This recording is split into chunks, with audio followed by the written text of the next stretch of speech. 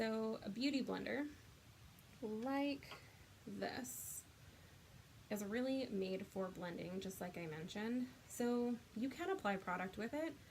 I really like to apply product and then use this to blend it out because it's really seamless. There's no edges to it, so it just tends to be nice, smooth, fast, and easy.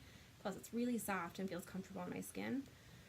One thing about this, since I said use it wet, you really should be cleaning it with every single use. I use like a solid cleanser for it. I know there's different brands of sponges, so not all of them are the same, but like a beauty blender will actually sometimes break down from certain soaps. So that is why I tend to buy like this one, the Pro Cleanser. Also, this cleanser has charcoal in it. So charcoal is pretty well known. It draws out impurities. So it's kind of a nice little perk to this one. It's really gentle on the beauty blender. It like cleans it. And it helps like draw out any of the impurities from there. Since I'm acne prone, it's good for me.